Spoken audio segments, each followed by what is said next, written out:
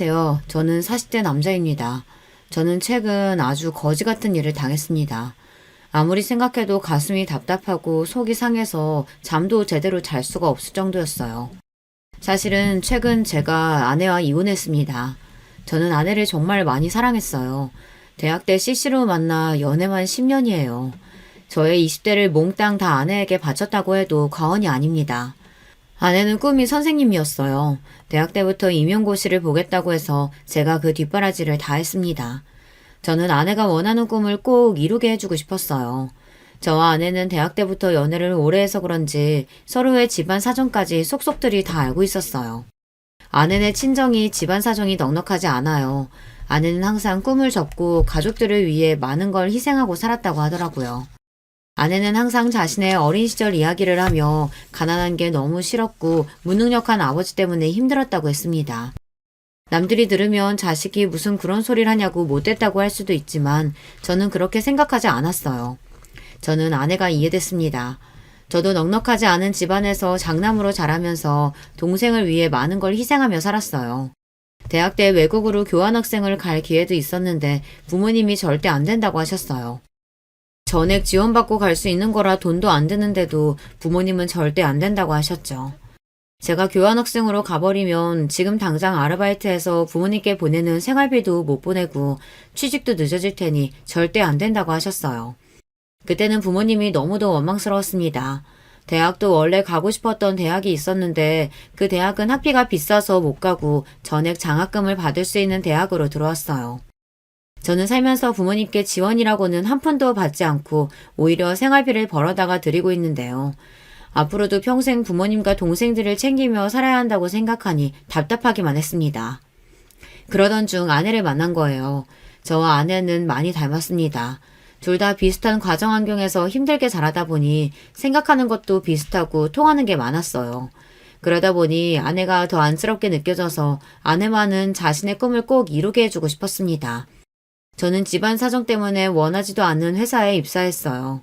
하루라도 빨리 취직해서 동생들 학비를 벌어야 했기 때문에 고민할 것도 없이 곧바로 일할 수 있는 회사로 들어가기 급급했죠. 저는 월급의 반을 부모님께 생활비로 보내고 남은 돈을 아내와 함께 생활비로 쓰며 아내가 공부할 수 있게 도와주었습니다. 제가 제일 사랑하는 아내라도 꿈을 이뤄서 행복해지는 모습을 보고 싶었거든요. 하지만 세상은 역시나 저의 편이 아니었습니다. 아내는 임용고시를 3번이나 떨어졌어요. 3년 동안 저와 함께 울기도 하고 웃기도 하며 열심히 준비했는데 꿈을 이루기가 쉽지 않더라고요. 저는 아내에게 한 번 더 도전해보라고 도와주겠다고 했지만 아내는 더는 그럴 수 없다고 했습니다. 자기한테 말 못했는데 사실 우리 엄마 아빠 아주 난리 났어. 나더러 내 주제에 무슨 선생이냐고 하루라도 빨리 취직하래. 부모랑 동생들은 돈 버느라 잠도 못 자고 힘들게 사는데 나는 팔자좋게 놀면서 공부한다고. 저는 한숨이 저절로 나왔습니다. 슬퍼하는 아내를 보고 있으면 꼭 저를 보는 것 같아서요. 저는 끝까지 아내를 말려보려고 했지만 소용없었습니다. 당시에 아내의 막내 동생이 고3이었는데 공부를 꽤 잘했어요. 의대도 갈 수 있는 성적인데 집에 돈이 없어서 고민하고 있다고 하더라고요. 아내는 본인의 꿈을 접고 동생이라도 꿈을 이룰 수 있게 돕겠다고 했습니다. 그러고는 곧바로 여기저기 면접을 보러 다녔어요. 그것 또한 쉽지 않았습니다. 대학 졸업하고 임용 준비하는 동안 나이는 먹었는데 경력이 없으니 취직이 쉽지 않더라고요. 그러다가 아내는 한 중소기업에 합격해서 입사하게 됐습니다. 근데 자기 합격한 회사 면접 봤을 때 사장이 좀 이상하다고 하지 않았어? 제 기억에 합격한 회사 면접 자리에 갔을 때 대표가 좀 이상한 사람이라고 들은 것 같은데 합격했다고 하니 좀 찝찝하더라고요. 회사가 작아서 그런지 대표도 젊은 사람인데 면접 자리에서 나 보자마자 키랑 몸무게를 물어보더니만 남자친구 있냐고 물어보더라고. 완전 양아치같이 생겼어. 그거 완전 또라이네. 면접 보는데 키랑 몸무게를 왜 물어봐? 그리고 남자친구는 도대체 왜 물어보는데? 그래서 자기는 남자친구 있다고 했어? 저는 내심 아내가 어떻게 대답했을지 궁금해서 물어봤습니다. 아니, 남자친구는 없고 결혼할 사람은 있다고 했지. 오, 잘했네, 잘했어. 그래도 뽑은 거 보면 완전히 또라이는 아닌 건가? 그래도 이 회사라도 붙어서 얼마나 다행이야. 내가 빨리 취직해야 우리도 빨리 결혼하지. 아내는 저와 만나는 동안 자주 결혼 이야기를 했습니다. 평소 가족들에게 기댈 수 없이 살다가 저와 있으면 마음도 편하고 너무 든든해서 하루라도 빨리 저와 부부가 되고 싶다고 입버릇처럼 말했어요. 저도 마찬가지였습니다. 평생 제 인생에 여자라고는 아내밖에 없었기 때문에 언제 하더라도 아내와 꼭 결혼하고 싶었어요. 그렇게 저와 아내는 결혼했습니다. 아내가 입사한 지 1년째 되는 날 둘이 손 꼭 잡고 구청에 가서 혼인신고만 했어요. 이미 아내가 임용고시 준비하면서 둘이 집을 합쳐 같이 살기도 했고 둘 다 집안 사정 뻔해서 식을 올리기는 힘들었거든요. 저는 아내에게 너무 미안해서 꼭 돈을 모아 식을 올리자고 했습니다. 하지만 아내는 괜찮다고 했어요. 결혼식이고 웨딩 촬영이고 다 필요 없고 저만 있으면 된다고 했습니다. 저는 아내의 그 말을 철석까지 믿었어요. 우리 두 사람은 운명이라고 믿었거든요. 그런데 결혼은 연애와 달랐습니다. 둘이서 좋아서 꽁냥거리면서 살 때와는 많은 것이 달라졌어요. 특히나 저나 아내나 둘 다 집안 사정이 좋지 않다 보니 매번 사건 사고가 끊이지 않았습니다. 한 번은 이런 적이 있었어요. 저희 아버지께서는 70이 다 되신 나이까지 공사 현장에서 노동자로 일하셨어요. 흔히들 막노동이라고 비하해서 말하지만 저는 그 말을 정말 싫어해요. 아버지께서 지난 30년 동안 일하시는 걸 옆에서 지켜봐온 저로서는 아버지께서 얼마나 성실하게 쉬지 않고 가족들을 위해 희생하셨는지 잘 아니까요. 이제 저도 결혼해서 잘 살고 있고 동생들도 다 자기 목하면서 살고 있으니 어머니 수술하게 돼도 그 정도는 저희가 할 수 있어요. 그러니까 아버지까지 몸 상하시기 전에 좀 쉬세요. 에휴, 말도 마라. 내가 지금까지 너 장남이라고 평생을 부담 주고 미국도 못 가게 발목 잡았던 거 생각하면 아직도 눈물이 나. 그때 좀 힘들어도 참고 그냥 네가 하고 싶은 대로 하게 둘걸. 아휴, 젊어서 우리 장남 고생시킨 것만 생각하면 아버지가 미안해. 말년에 아버지가 너희 엄마 책임지고 잘 살 거니까 우리 걱정은 말고 너는 너대로 네 가정 꾸리고 행복하게 살아. 저는 아버지께서 모르시는 줄 알았습니다. 제가 얼마나 하고 싶은 게 많았었는지, 미국에 못 가게 돼서 얼마나 펑펑 울었는지 다 모르시는 줄 알았어요. 그런데 아버지도 다 알고 계셨더라고요. 자식 하고 싶은 거 못하게 하는 부모 마음도 찢어지셨을 텐데 그 마음도 모르고 내내 원망했던 제가 너무 죄송했습니다. 아니에요. 그때 그렇게 미국 안 가고 한국에 있어서 신영이도 만난 건데요, 뭐. 저는 후회 안 해요. 그때는 진심이었습니다.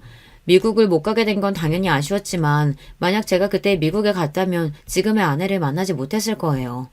결혼도 하고 아내와 저도 직장에서 자리 잡고 있었으니 이제는 좀 살만해지나 보다 싶었던 때였습니다. 하늘도 무심하시지 저에게 또 고난을 주셨어요. 평생 건강하실 줄 알았던 아버지께서 갑자기 돌아가셨어요. 저도 동생들도 전혀 몰랐는데 아버지께서 몇 년 전 일하시는 곳에서 건강검진을 받았을 때 선천적으로 심장 판박증을 앓고 있다고 했다네요. 의사는 바로 제대로 검사하고 치료하라고 했는데도 아버지는 자식인 저희에게도 말도 안 하고 그냥 계셨던 거예요. 어머니에게는 은연중에 이야기하셨다는데 어머니께서 바로 병원에 가보라고 했는데도 아버지는 어차피 선천적으로 알아오던 질병인데 지금까지 별다른 불편함 없이 살아왔으니 그냥 둬도 된다고 생각하셨대요. 결국은 그대로 뒀다가 문제가 생긴 거죠. 연세도 많으신데 무리해서 일하시다가 심근경색이 와서 그대로 쓰러져 손도 못 써보고 돌아가신 거예요. 저는 어릴 때부터 이런 점이 너무 화가 나고 답답했습니다. 기본적으로 사람이 아프면 병원에 가고 배가 고프면 밥을 차려 먹는 거잖아요. 저희 부모님은 그런 기본적인 것을 중요하게 생각하시지 않았어요. 웬만한 감기나 몸살 같은 건 절대 병원에 안 가고 대충 집에 있는 약이나 먹으면 끝이었죠. 워낙 돈이 없으니 병원에 가는 돈이 다 사치라고 생각했어요. 부모님은 저희에게도 그랬어요. 동생이 한밤중에 열이 39도, 40도까지 오르는데도 응급실에 갈 돈이 없다고 물수건만 애 머리에 올려주셨죠. 당시에 제가 국민학교 5학년, 6학년 정도 됐었는데 제가 보기에도 동생 상태가 너무 안 좋아 보여서 무서울 정도였는데도 부모님은 그대로 동생을 뒀었습니다. 결국은 제가 제 돼지저금통을 뜯어서 택시를 타고 응급실에 다녀왔어요. 의사 선생님 말씀이 폐렴이라고 바로 입원해야 한다고 하더라고요.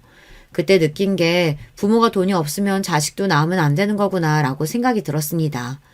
만약 그날 제가 동생을 데리고 응급실에 가지 않았다면 동생에게 큰 일이 생겼을 수도 있으니까요.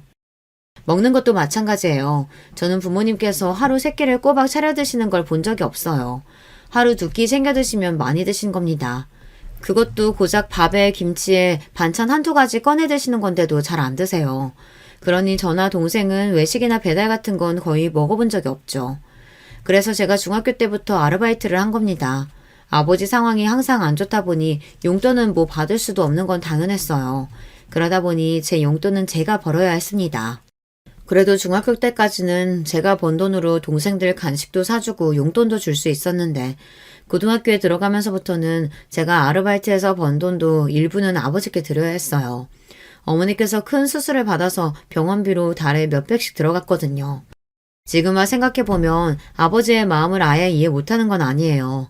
어머니께서 평생 심장병으로 아파서 매일 병원 신세를 졌었는데 당신까지 심장에 문제가 있어서 병원에 다니기 시작하면 자식들이 고생할 게 뻔하니 그냥 얘기하지 말자 싶으셨던 것 같기도 해요.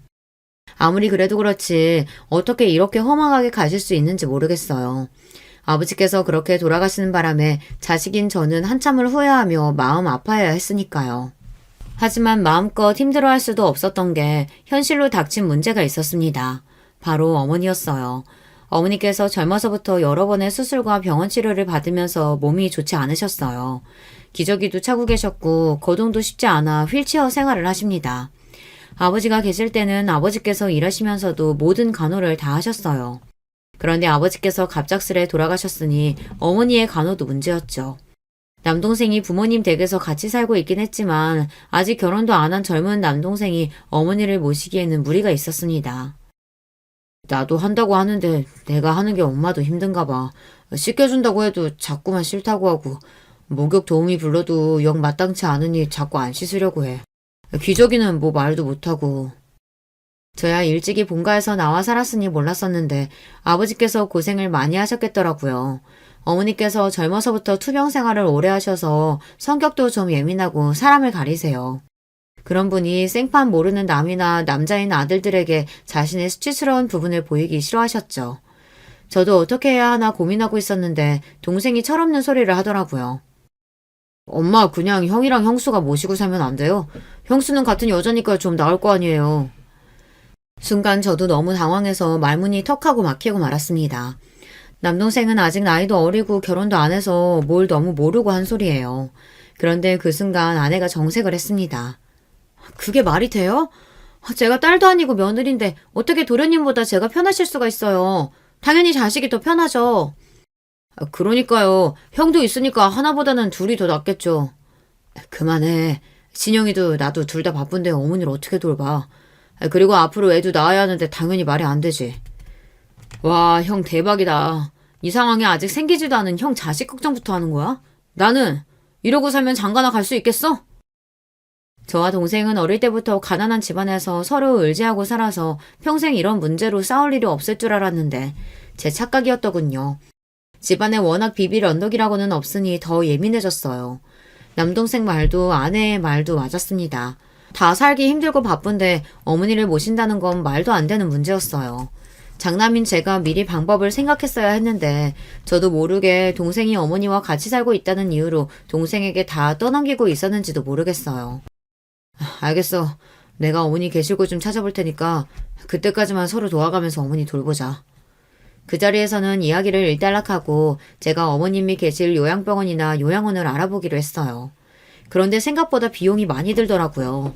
어머니는 등급이 높지 않아서 바로 요양원에 들어가기엔 무리가 있었고 지병도 있으셔서 요양병원으로 가야 했는데 가격이 달에 무조건 100만 원 이상씩 들어가더라고요. 생각지도 못했던 부분이라 아내와 상의가 필요할 것 같아 저는 조심스레 아내에게 상의했습니다. 어머니 계실 요양병원 알아보긴 했는데 비용이 꽤 들어가서 진우랑 같이 부담해도 달에 70, 80은 생각해야 할 것 같아. 저는 제가 형이니 당연히 동생보다 더 부담해야 한다고 생각했어요. 그런데 아내는 제 말에 기분이 상했는지 버럭 화부터 내더군요. 70, 80? 우리가 그런 돈이 어딨어. 둘 월급 가지고도 생활하기 빠듯한데.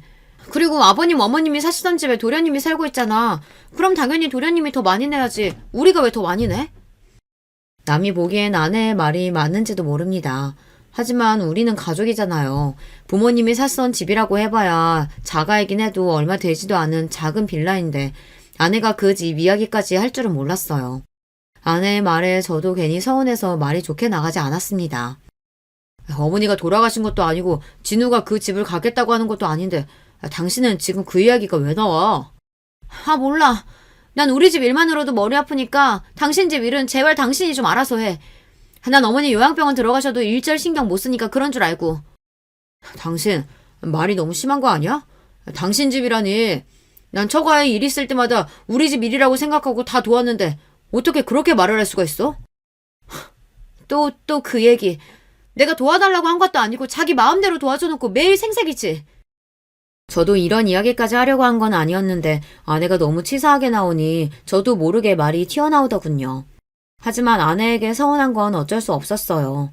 막내 처남이 의대에 합격했는데도 돈 때문에 망설인다고 그래서 제가 처남 의대 졸업할 때까지 등록금을 계속 냈습니다.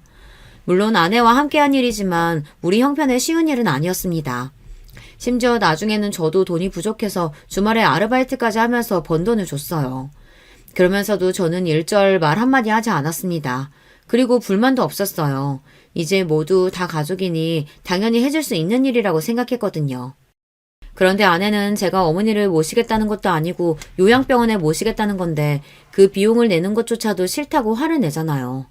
저로서는 아내가 원망스러웠죠.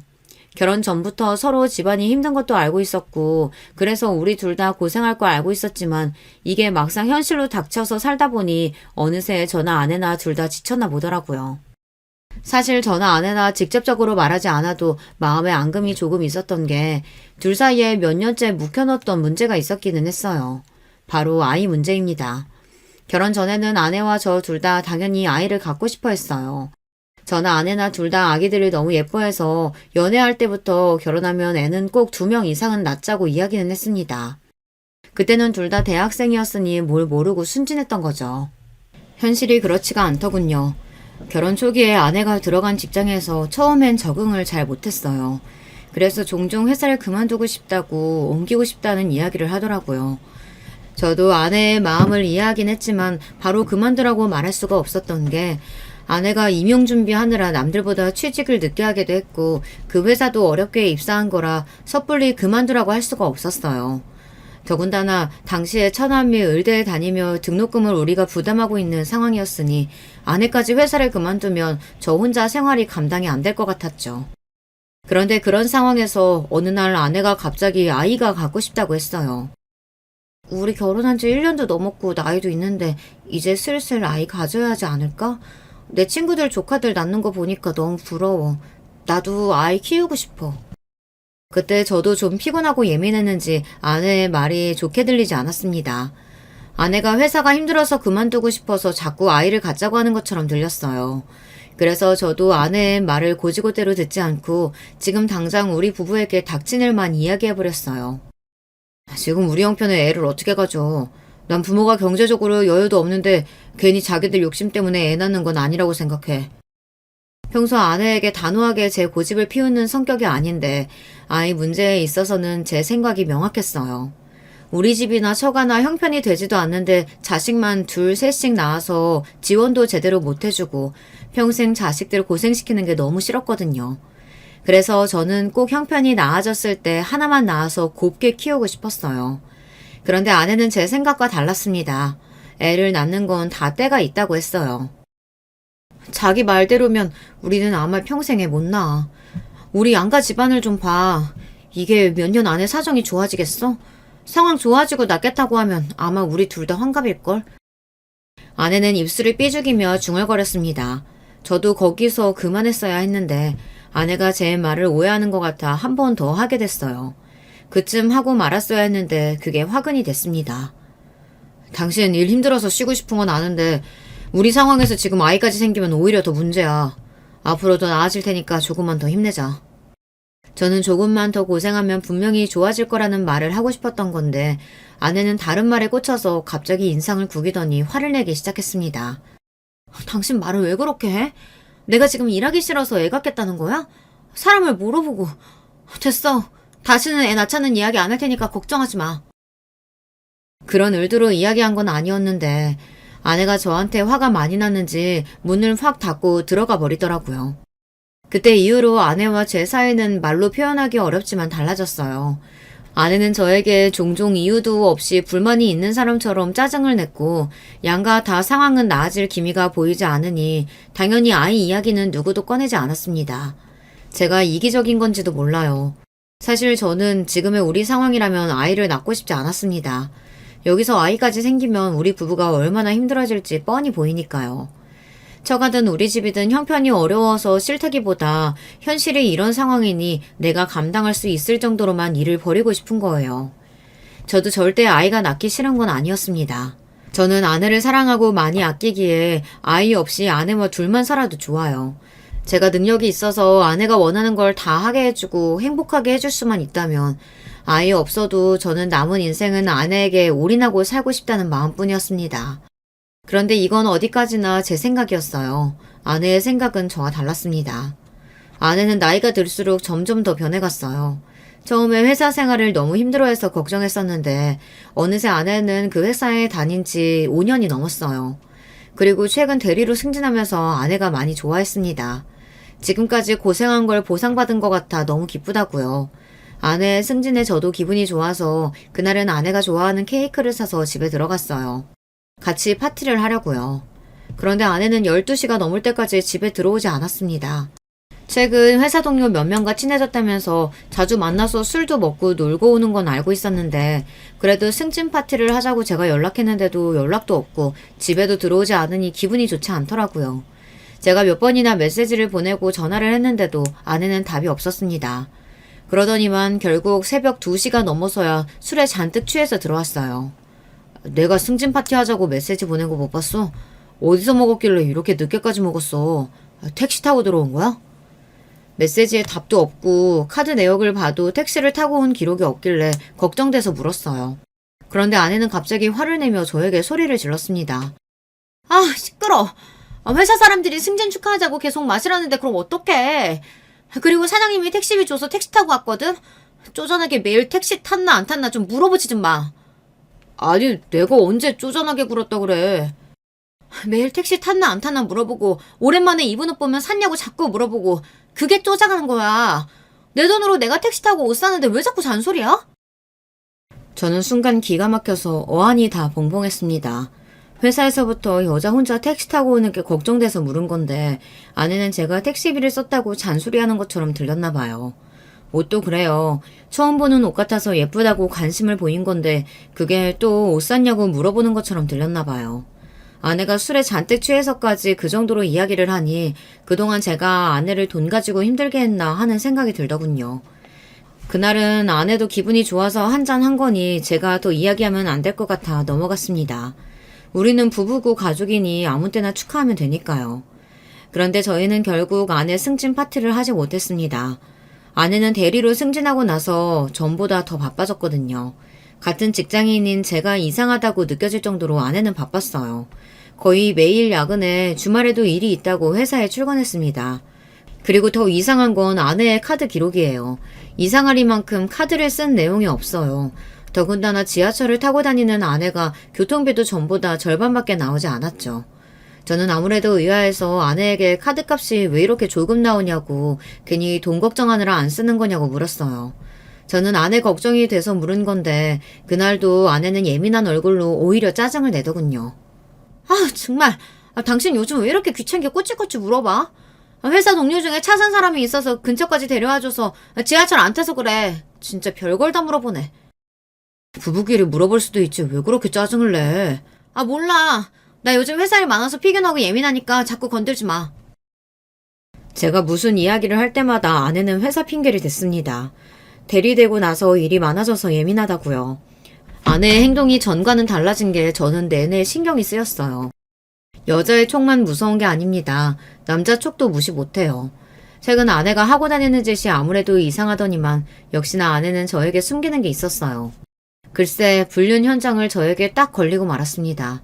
최근 들어 회식도 많고 야근도 많아지더니만 그 직장을 5년 넘게 다니는 동안 한 번도 없었던 야유회에 간다고 하더라고요. 지금까지 5년 넘게 한 번도 야유회 같은 거 간 적 없었잖아. 갑자기 웬 야유회? 어디로 가는데? 저는 아무래도 최근 아내의 행동이 이상한 점이 많아 꼬치꼬치 울었어요. 그러자 아내는 제 말이 귀찮다는 듯 미간을 확 구기더라고요. 지난 5년 동안은 일반 사원이었고 나 대리로 승진했잖아. 대리 이상급만 가는 야유회야. 사장님네 별장으로 가는 거라 사장님도 오신대. 저도 직장 생활을 10년 가까이 했지만 대리급 이상만 가는 야유회라는 건 생전 처음 들어봅니다. 무슨 대단한 프로젝트가 있는 것도 아니고 직원 20명도 안 되는 작은 회사에서 아무래도 이상했죠. 아무리 그래도 그렇지 주말까지 끼고 4일은 너무 긴 거 아니야? 직원도 별로 없는 회사에서 굳이 여름 휴가도 아니고. 저는 아무래도 찝찝하다 보니 자꾸만 혼자 중얼거리게 됐습니다. 어느 회사가 야유회를 주말까지 껴서 4일이나 가나 해서요. 지금 우리 회사 작다고 무시하는 거야? 사장님이 큰맘 먹고 승진한 직원들이랑 단합하고 싶으시다는데 그럼 어떡해. 나라고 뭐 노인애들이랑 가고 싶은 줄 알아? 나도 가면 상사들 챙기느라 힘들어. 제 말이 거슬렸는지 아내는 인상을 구기면서 소리를 버럭 질렀습니다. 그 모습을 보니 제가 괜한 상상을 하고 아내를 의심했나 싶었어요. 직장 생활이라는 게 원래 다 상식적이지 않은 일도 많은 법인데 제가 너무 예민하게 굴었다 싶었죠. 저는 아내에게 미안해서 제가 좀 예민했다고 사과했어요. 주말인데 자기랑 있어주지 못하고 나도 혼자 가서 미안한데 회사 일인데 어떡해. 당신이 좀 이해해줘. 아내는 마지막까지 회사 일이라고 본인도 가고 싶지 않지만 어쩔 수 없다고 했습니다. 저는 누구보다 아내의 말이 사실이기를 바랬습니다. 그런데 절망적이게도 아내의 말은 사실이 아니었어요. 아내가 야외를 떠나기 하루 전날이었습니다. 아내는 방에서 짐을 싸고 있었고 저는 거실에서 텔레비전을 보고 있었어요. 그때였습니다. 거실에 있는 아내의 핸드폰이 드르륵 울렸어요. 저는 슬쩍 아내의 핸드폰을 봤습니다. 연락이 온 건 아내 직장 사람들과의 단톡방 같았습니다.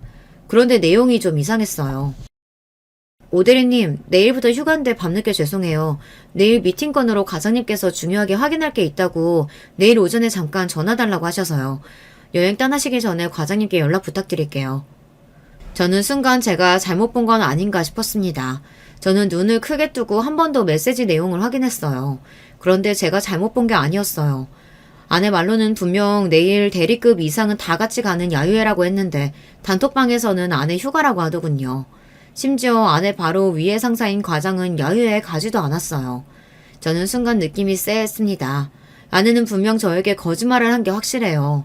저는 아무래도 이상해서 아내의 핸드폰을 확인한 김에 다른 메시지 내용도 확인해 보려고 했습니다. 그런데 직장 단톡방 외에는 다 비밀번호로 잠겨있더군요. 저는 점점 더 가슴이 답답해졌어요. 이게 바로 물증만 있고 증거는 없는 상황이었죠. 저는 그날 밤 머릿속이 복잡해서 잠을 한숨도 자지 못했습니다. 혼자 별의별 상상을 다 했어요. 이대로 있다가는 돌아버릴 것 같아 가만히 있을 수가 없었습니다. 저는 아내가 야유회에 가는 게 진짜인지 제 두 눈으로 확인해야 했습니다. 다음날 저는 회사에 병가를 내고 아내의 뒤를 따라가기로 했어요. 그런데 마음속으로 절대 아니었으면 하면서 마음 졸였던 일이 현실이 되어 돌아왔습니다.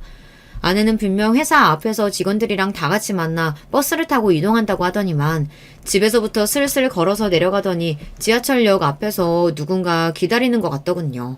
잠시 후 요란한 소리를 내며 스포츠카 한 대가 아내 앞에 섰어요. 그리고 아내는 그 차에 조수석에 올라탔어요. 제가 바로 뒤쪽 차에 타 있어서 스포츠카 안에 사람이 누군지 가늠할 수 없었지만 남자인 건 분명합니다.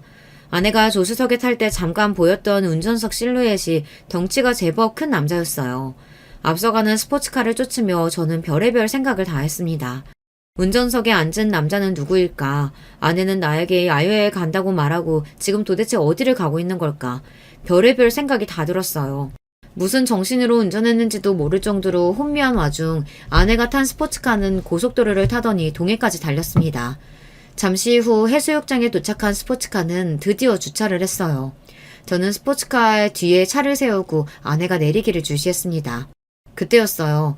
스포츠카에서 아내와 남자가 내렸습니다. 그러고는 연인처럼 팔짱을 끼고 바닷가로 걸어갔어요. 그리고는 둘이 좋아서 시시덕거리더니만 입술을 쪽쪽 맞췄습니다.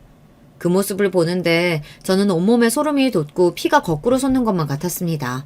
지금이라도 당장 달려가 아내와 상간남 자식을 떼어놓고 싶었지만 도저히 발이 떨어지지 않았습니다.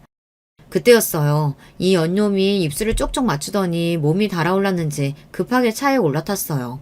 그러더니만 스포츠카는 근처의 호텔로 향했습니다. 저는 믿을 수 없는 이 끔찍한 상황을 어떻게 해야 할지 몰라 심장만 벌렁거렸어요. 호텔에 도착한 두 연놈은 체크인을 하자마자 바로 엘리베이터를 탔습니다. 저는 곧장 비상구 계단을 찾아 정신없이 달렸어요. 두 연놈이 몇 층에서 내리는지 몰라 층마다 확인했습니다. 7층 비상구 계단에 도착했을 때 로비 쪽에서 딩동하며 엘리베이터가 멈추는 소리가 났어요. 저는 곧장 비상구 계단문을 벌컥 열고 나가 호텔방 안으로 들어가려고 하는 두 연놈의 꼬리를 잡았습니다. 그리고 사력을 다해 달려 호텔 방문을 벌컥 잡아 열었어요. 엄마, 깜짝이야. 당신 뭐야? 당신이 왜 여기 있어? 호텔방 문을 닫으려는 순간 바로 문을 잡아 열었더니 안으로 들어가던 아내와 눈이 정면으로 마주쳤습니다. 아내는 저를 보자마자 못 볼 걸 보기라도 한 것처럼 눈이 커져 금방이라도 눈동자가 굴러떨어질 것 같았어요. 그 순간 아내보다 먼저 호텔 방 문 안으로 들어갔던 상간남도 놀라서 나오더군요. 그러더니 한다는 소리가 기가 막혔어요. 너 이 자식 뭐야? 뭔데 남의 방에 그여 들어와? 내가 누구냐고? 이 여자 남편이다 이 자식아. 상간남의 뻔뻔한 모습에 눈이 돌아버린 저는 그대로 상간남에게 달려들어 주먹으로 얼굴을 세게 가격했어요. 온 힘을 다해 때렸더니 상간남은 그대로 바닥에 쓰러지더군요. 당신 뭐 하는 거야? 사장님 괜찮으세요? 아내는 그 순간 바닥에 넘어진 상간남에게 달려가더니 사장님은 어쩌고 하면서 괜찮냐고 묻더군요. 아내의 입에서 흘러나온 사장님이라는 소리에 저는 저절로 얼굴이 구겨졌어요. 사장님? 이 새끼가 당신 회사 사장님이라고? 충격 그 자체였습니다. 아내와 바닷가에서 서로 부둥켜 안고 뽀뽀를 하고 호텔 방까지 같이 들어온 남자가 다름 아닌 아내가 다니는 직장의 사장 새끼라네요. 이 사람이 당신 지금 누구 얼굴 가격한 줄 알아? 내가 대림출반 사직이라고! 어디 감히 내 얼굴에 손을 대? 원래 바람 피우는 놈들은 다 이렇게 뻔뻔한 걸까요?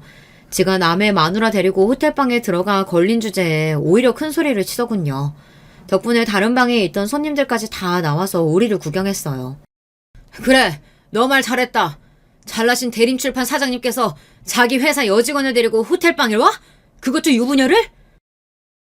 아니, 이 사람이 지금 여기가 오지라고 무식하게 큰 소리야. 우리 여기 사람도 많으니까 좀 진정하고 방에 들어가서 얘기하죠. 그제야 상황 파악이 되는지 돼지 같은 사장놈은 그제야 저를 진정시키고 방에 들어가 이야기하자고 했습니다. 이 새끼가 남의 마누라 가로채놓고 너야말로 어디서 큰 소리야? 너 진짜 오늘 내 손에 죽어볼래? 사장 새끼 하는 짓이 갈수록 지랄이라 저는 참아줄 수가 없었어요. 이판사판 여기서 결판을 내야겠다 싶었습니다. 저는 다시 달려들어 한 대 더 치려고 하는데 순간 아내가 제 앞을 막고 섰어요. 그만해. 사람들 다 보는데 무식하게 뭐 하는 짓이야. 순간 저는 기가 막혀서 한숨이 절로 튀어나왔습니다. 아내가 이렇게 뻔뻔한 여자인 줄은 꿈에도 몰랐어요. 바람 피우는 장면을 딱 걸리고도 쪽팔린 줄을 몰랐죠. 뭐? 남편한테 거짓말하고 호텔방에 바람 피우러 온 주제 무식? 당신이야말로 정신 나간 거 아니야? 순간 이 여자가 정말 어젯밤까지 저와 한 입을 덮고 잔 여자가 맞나 싶더군요. 참, 꼴의 남편이라고. 당신 가진 거 없어서 둘이 식도 못 올리고 혼인신고만 하고 살았다며? 세상에, 남자가 얼마나 한심하고 능력이 없으면 요즘 같은 시대에 여자 드레스도 못 입혀보고 살게 하냐? 나 같아도 서러워서 딴 남자로 갈아타겠다. 아내의 태도에 황당해서 정신이 나간 와중 사장 새끼도 말 같지 않은 소리를 하더군요. 뭐야? 당신 지금 말 다 했어? 상간남 주제에 당신이 뭘 한다고 함부로 떠들어? 나랑 이 여자도 사랑해서 결혼했어. 연애를 10년 하고 결혼했다고. 잘못한 건 저 두 년놈들인데 제가 왜 더 잘못한 것처럼 무시를 당하고 서러워야 하는 걸까요? 저는 그 순간 제가 세상에서 가장 못난 놈이 된 것 같았습니다. 그만 좀 해. 그래도 내가 5년 넘게 다닌 회사 사장님인데 이 새끼 저 새끼 욕을 하면 어떡해. 이게 말이 된다고 생각하세요? 저 새끼가 자기한테나 사장이지 나한테도 사장입니까? 상간남 새끼한테 새끼라고 했다고 아내는 오히려 저에게 뭐라고 하더군요. 뭐라고? 당신 지금 내가 저 상간남 새끼한테 새끼라고 했다고 이러는 거야? 너 진짜 오신영 맞아? 나랑 10년 연애하고 결혼한 오신영 맞냐고! 그래, 나 오신영 맞아. 근데 지금 여기 있는 나도 오신영이야. 나도 이렇게 좋은 호텔에서 밥도 먹고 잠도 자고 싶어. 매일 거지 같은 집에서 돈 걱정하면서 구질구질하게 살고 싶지 않다고. 아내는 마치 이 순간을 기다리기라도 한 것처럼 울분을 토해냈습니다. 자신이 바람을 피운 게 꼭 나 때문인 것처럼 본인이 억울해서 소리쳤어요. 아내와 사는 동안 같이 누워서 드라마나 영화를 보며 그 속에 나오는 상간남 상간녀들을 보며 함께 손가락질하며 본 적이 있어요. 어쩜 저렇게 사람을 속이고 더러운 짓을 할 수 있냐고요. 그러던 아내가 자신은 잘못한 게 하나도 없는 것처럼 저에게 적반하장으로 굴었습니다. 심지어 저와 사는 게 구질구질하다네요.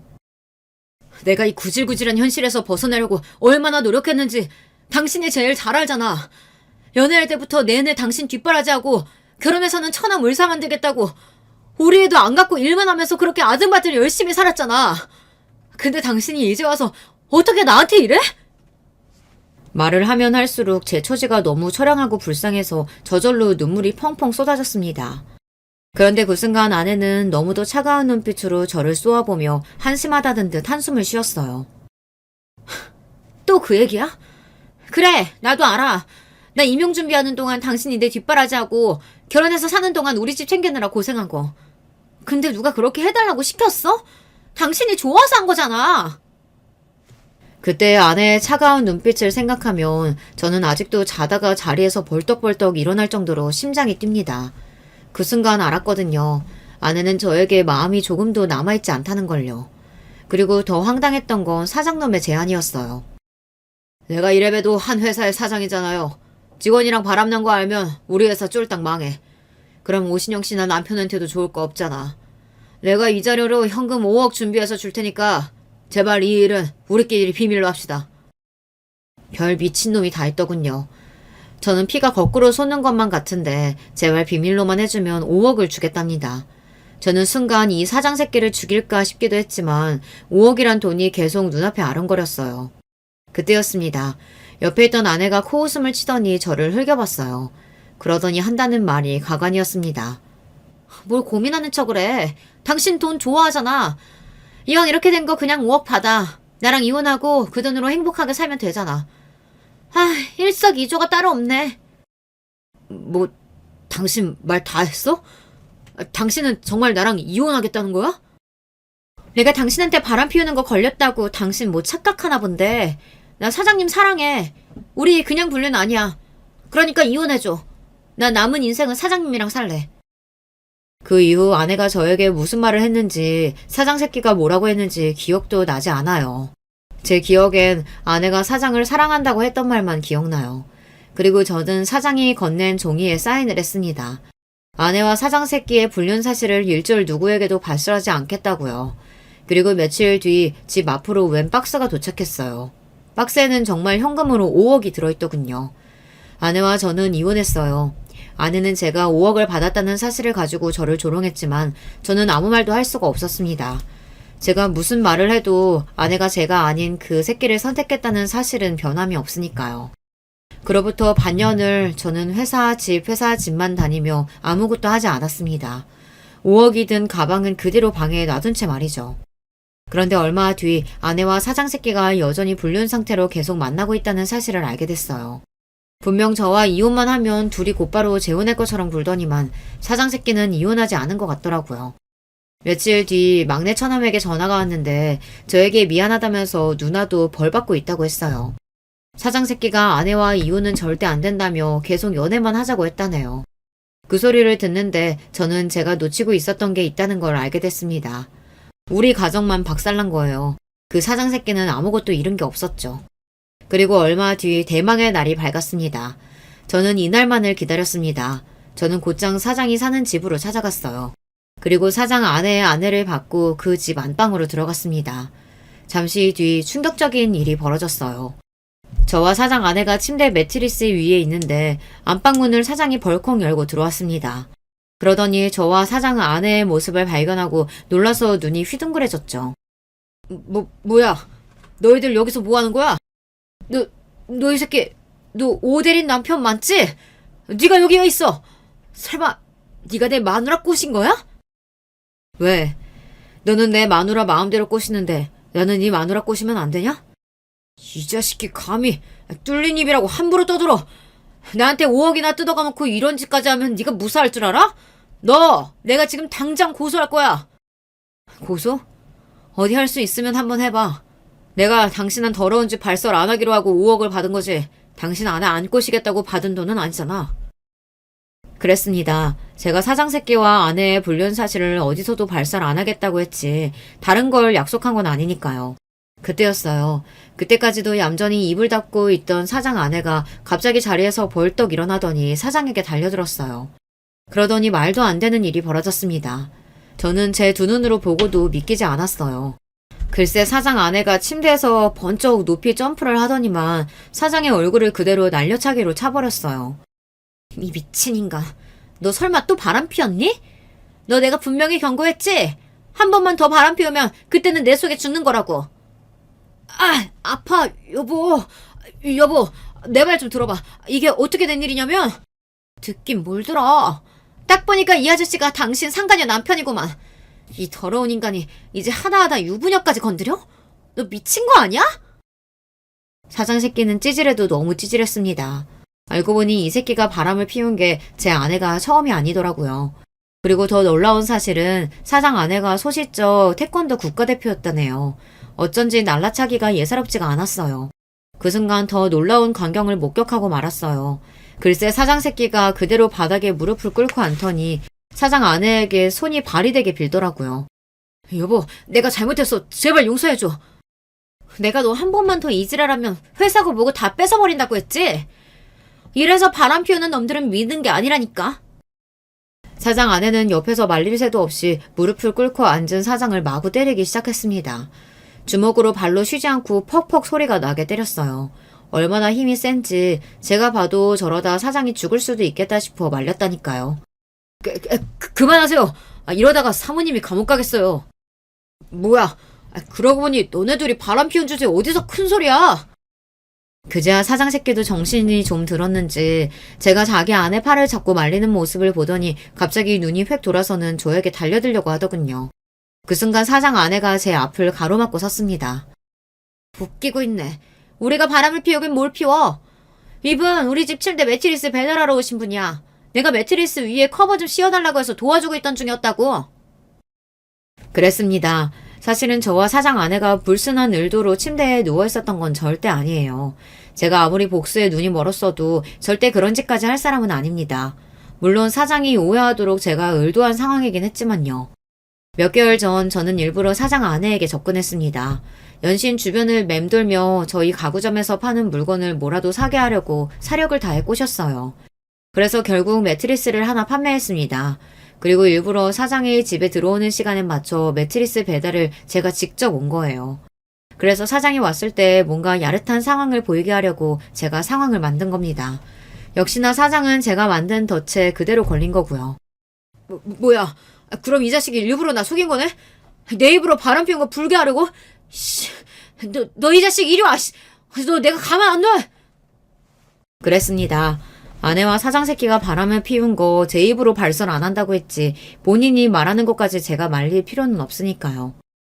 가만 안 두면 뭘 가만 안 둬. 나한테는 위인이구만. 그리고 너 내 말 잘 들어.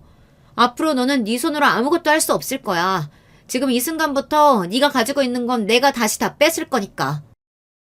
이런 상황까지 예상한 건 아니었는데 그래도 그날만큼은 하늘이 제 편이었는지 저의 복수는 완벽했습니다. 알고 보니 사장이 운영하는 회사가 원래는 장인의 회사였더라고요. 결혼 전에는 쥐뿔도 없었다가 지금의 아내와 결혼하면서 회사도 물려받은 거고요. 그로부터 며칠 뒤 그 사장 새끼가 잘렸다는 이야기를 전해 들었습니다.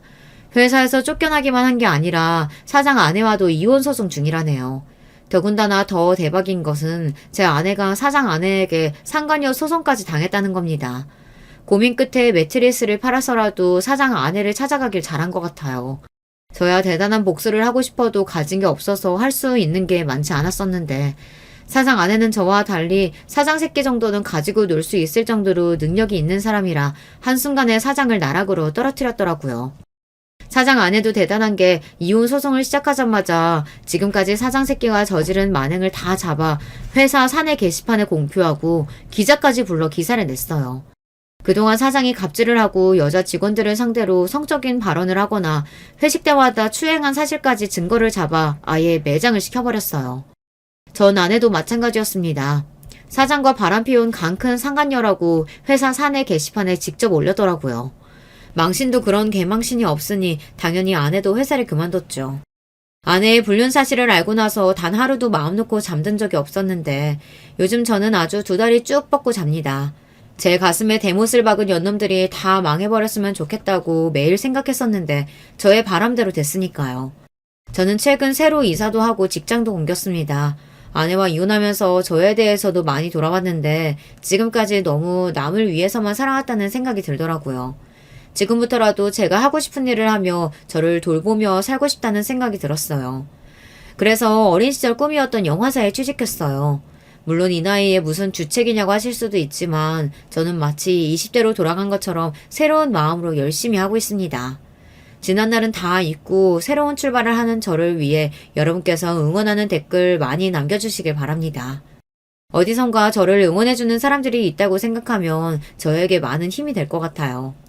저의 막장 이야기 끝까지 들어주셔서 감사해요. 여러분의 가정은 언제나 편안하시길 바라겠습니다. 안녕하세요. 저는 서울에 살고 있는 50대 남자입니다. 제가 몇 년 전 겪었던 황당한 일을 좀 함께 이야기해보고 싶어서 사연을 보내드립니다. 저는 결혼을 좀 늦게 했습니다. 딱 40살 때 결혼을 했는데 좀 사정이 있었죠. 아내는 부끄럽지만 13살 연하의 아가씨였고요. 간호조무사로 일하다가 제가 병원에서 만나 호감이 생겨 결혼까지 하게 된 상황이었습니다. 물론 당시 아내도 27세나 되었으니 그리 어린 것은 아니었는데 저와의 나이 차이는 제법 났던 터라 친구들한테 도둑놈이라고 욕 꽤나 얻어먹었던 기억이 있네요. 그런데 사실상으로 저한테 그게 첫 결혼은 아니었고요. 물론 호적상으로는 첫 결혼이었습니다만 그 이전에 사실혼 관계인 사람이 있기는 했었습니다. 법적 결혼까지 가지는 못했지만요. 원래 20살 때 고등학교 졸업하고서 바로 취업해서 돈을 벌기 시작했었는데 그 시절에 만난 사람이었죠. 20 초반 애들이 뭘 알았겠습니까? 어린 나이에 눈 맞으니까 그냥 불장난처럼 시작해서 좋아 죽다가 생활이 힘들어지면서 끝난 그 정도의 일이었지요. 그때 같이 살던 사람이 동갑내기였는데 정말 너무너무 사사건건 싸워댔기 때문에 동갑이 좀 싫었습니다. 어느 정도는 나이 차이도 나고 조금 수더분한 사람이 좋다고 생각했었죠. 당시 첫사랑이었던 사실혼 상대자가 생활력도 좋고 영리한 사람이기는 했습니다만 그래서 더 많이 싸웠던 것도 있었거든요. 마음에 안 드는 것은 하나하나 그 자리에서 말을 해서 고치려고 드는 성격이었던 사람이라서요. 그리고 저는 어려서 부모님을 잃었고 동거녀는 어머니가 계셔서 그것 때문에 제가 자격지심도 좀 있었던 것 같았습니다. 동거녀가 자기 어머니 이야기를 꺼내면 이상하게 부하가 치밀고 화가 나서 말을 좀 심하게 하기도 했었거든요. 그래서 더 싸움이 격화되기도 했었죠. 제가 당시 동거녀에 비해 좀 스펙이 모자란 편이어서 이래저래 좀 의심도 하고 질투를 하기도 했고요. 한마디로 구속을 좀 했다고 할까요?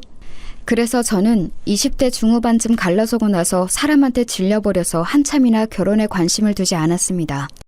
사실혼이라고 해도 뭐 솔직히 말하면 동거였죠. 그런데 그 동거의 기억이 너무 안 좋다 보니 결혼도 피하게 되더군요. 그렇게 30대를 일만 하면서 지냈는데 워낙 열심히 일에 몰두해서인지 사업은 아주 잘 되었습니다. 사실 사업가로 치면 30대는 아주 젊은 나이지 않습니까?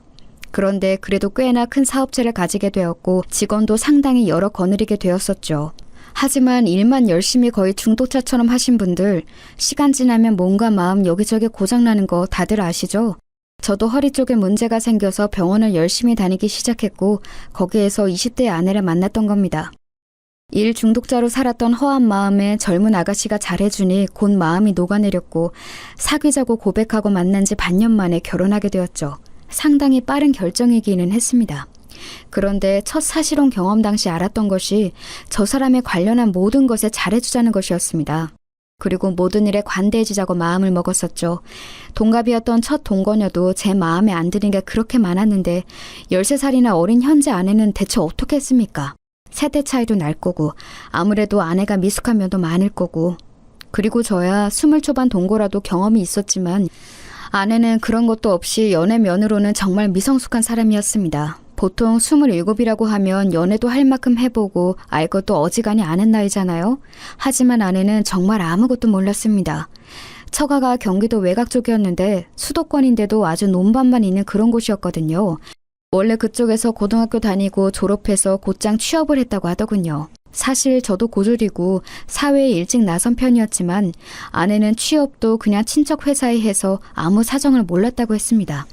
친척 아저씨가 시키는 것만 하고 그냥 대충 다녀도 조금이나 봐 월급이 따박따박 나왔으니 굳이 뭘 알지 않아도 괜찮았다고요. 그러다가 갑자기 서울 도심에서 생활하는 것에 관심이 생겨서 장모님을 졸라 간호조무사 자격증을 따고 서울로 올라온 지 1년 정도밖에 되지 않은 상황이었습니다. 남자라고는 사귈 만한 틈이 없었던 거죠. 회사에 다닐 때는 친척 아저씨가 지켜보고 있으니 연애가 시작될 리가 없었고 간호조무사 자격증을 따면서부터는 너무 바빴다고 하더라고요. 처가는 장모님 혼자서 계셔서 홀어머니로 아내를 키우셨고 그래서인지 가정생활에 대해서 아무것도 몰라서 제가 처음에 애를 좀 먹었습니다. 아니 가정생활만 모르면 괜찮은데 어느 정도 사회적인 상식도 사실 아는 게 별로 없더군요. 그래도 저는 생활 환경이 달라서 그런 거고 너무 어리고 순진한 사람이니 제가 잘해줘야 한다고 생각했습니다. 그래서 결혼 전에도 일부러 시간을 내서 처가에 내려가서 장모님을 뵙고 오고는 했었죠. 장모님은 나이 이르게 아내를 낳아서 저하고 나이 차이가 얼마 되지 않았어요. 20에 아내를 낳으셨다고 하더라고요. 그래서 저희 결혼할 당시에 47세셨고 저하고는 7살 차이밖에 나지 않았죠. 사실 그래서인지 장모님이 처음부터 저를 별로 안 좋아하셨어요. 딸하고는 13살, 장모하고는 7살 차이인 사위라니 사실 그리 반기지 않으실 법했죠. 저라도 만약 제 딸이 그런 사위를 데리고 온다면 좀 화를 낼 것 같기는 하더라고요. 하지만 그래도 저와 아내가 정말로 사랑하고 있으니 잘 좀 봐달라는 뜻으로 선물 공세도 하고 현금도 용돈이라는 명목으로 상당히 많이 드렸습니다.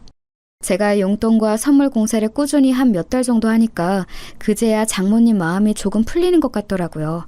여전히 저를 동네 친구들한테 자랑하기는 좀 꺼려하시는 모양이었지만요. 그래서 저는 처가에서 장모님의 환영은 받지 못하는 어정쩡한 상태로 아내와 신혼생활을 시작했습니다.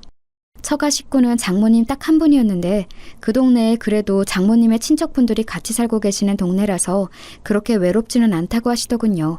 일종의 시종마을로 시작한 동네였는지 꽤나 많은 친척들이 계셨고 친척이 아니더라도 동네 사람들끼리 정말 숟가락 숫자까지 아는 좋게 말하면 정이 깊은 동네였습니다. 저는 그런 마을에 익숙하지 않아서 처음에 고생을 꽤나 했었죠. 장모님이 아직 50도 안 되셨으니 상당히 젊은 편이셨는데도 그런 예스러운 마인드가 상당히 깊은 분이셨어요.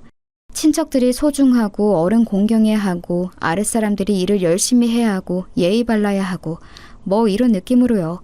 평생 그 동네에서 태어나 자라서 여태 살아오셨으니 어찌 보면 당연한 것일 수도 있었습니다. 장인어른은 아주 젊은 때 돌아가셨는데 이야기를 들어보니 어쩌다 이 마을에 들렀다가 인연이 되어 눌러앉아 부부가 되었다고 하시더군요. 그 동네에는 아내의 외삼촌이며 외사촌들이 마구 섞여서 살고 있어서 그 동네에 인사 다니는 것만 해도 하루 종일이 걸렸습니다. 어린 시절 같이 놀던 친구들도 여전히 거기 사는 사람들도 있었고 반면 서울로 올라와서 일을 하고 있는 이들도 있었죠. 처음에 제가 내려갔을 때 나이 차이 많이 나는 신랑감을 데려왔다고 소문이 나서 저한테 적개심을 보이는 사람들도 꽤 있었습니다. 결국은 제가 마음을 열고 관대하게 선물을 베풀고 먹을 것도 많이 나눠주면서 마음을 얻어야 했는데요. 처음 저희가 같이 처가로 내려갔을 때 그 동네 외사촌들과 친구들이 전부 몰려왔습니다. 그때 다들 좀 적대적인 편이었죠. 친구 한 명은 노골적으로 아저씨라고 부르면서 저를 비꼬기도 했어요. 그런데 사실 겉만으로 봐도 제가 아저씨이긴 해서 그다지 화도 안 났습니다. 그 친구는 남자였는데 제가 다 듣는 곳에서 아내한테 그러더군요. 야, 너는 냄새에 되게 둔감한 거 봐? 무슨 소리야? 아니, 나이 차이 많이 나면 냄새 안 나? 난 우리 삼촌도 냄새 나던데 신기하네. 그 친구는 제 쪽을 흘끔거리며 보면서 그렇게 비웃고하대더군요. 아내는 무슨 그런 소리를 하냐면서 한숨을 쉬었지만 친구는 어깨만 으쓱하고 저를 비아냥대는 눈빛으로 쏘아 보였습니다. 그리고 나이 차이 많이 나면 남편이 바람도 잘 핀다더라. 괜찮은 거야? 난 바람 피는 사람이 제일 싫더라. 신이 없고 더러운 게 싫어. 그럴 일 없어. 아내가 단칼에 잘랐지만 저도 처음에는 좀 울컥하고 화가 났었죠. 사람이니 당연한 일 아니겠습니까? 하지만 며칠 처가에 머물면서 그리고 그 후에도 반복적으로 처가에 내려가 잘 지내보려고 노력하면서 이들은 그냥 제가 마음에 안 들었던 것일 뿐 나쁜 사람들은 아니라는 확신이 들더군요. 그래서 제가 같이 낚시도 가고 도시에서 이런저런 선물도 사다 주고 하다 보니 마을 내 친척과 친구들이 거의 대다수가 마음이 풀린 듯한 눈치였습니다. 다만 아내한테 냄새 운운했던 그 친구는 제법 오래 저한테 앙심을 품고 있는 것 같았어요. 저한테야 그 친구도 정말 띠동갑도 넘는 아주 어린 친구였으니 저는 인내심을 가지고 천천히 기다리면 될 거라고 여겼습니다. 그러던 중 결혼한 지 아마 1년 정도 지났을 때일 겁니다. 아내가 어렵사리 저한테 말을 꺼내더군요. 여보, 혹시 당신 공장에 자리 있어요? 응? 왜? 아니, 내 친구가 지금 사정이 좀 안 좋은데 일자리가 안 구해진다고 해서 혹시 한 자리 정도면 남지 않을까 싶어서요. 마침 저희 공장에서 채용 기간이기는 했습니다. 생산하는 직무는 몸이 꽤 힘들어서 사람들이 많이 나가고 들어오거든요. 저야 뭐 손해볼 일이 아니라서 그 친구를 오라고 했습니다. 어떤 친구인지는 몰랐지만요. 그런데 와보니 바로 그 냄새 운운하던 친구였던 거예요. 저는 좀 놀랐지만 그래도 이 어린 친구가 어렵다고 하니 한번 기회를 줘보자 싶었습니다. 그 친구도 좀 난처한지 저한테 눈을 못 맞추고 있더라고요. 난감해하고는 있지만 역시 자기 사정이 어려운지라 꼭 일자리를 잡고 싶어하는 게 보이기도 했죠. 그래서 저는 그 친구를 채용해 주었습니다. 단 생산직은 아니고 사무실 관리직이었죠. 사실 생산지 쪽은 상당히 업무 환경이 좋은 편은 아니라서 일을 안 해본 사람이 단번에 적응하기는 힘들 거였어요. 물론 신규로 들어온 사람들은 다들 동일한 상황에서 적응하지만 와이프의 고향 친구니만큼 그렇게 두고 싶지는 않았죠. 그리고 괜히 안 좋은 일자리에 채용했다가 나중에 원망을 듣는 것보다는 그래도 편하고 중요하지 않은 자리에 채용해주는 것이 낫지 않을까 싶었고요. 그러면서 물론 아내의 처가 고향에서 제 평판이 좀 올라가길 기대한 것도 있었습니다.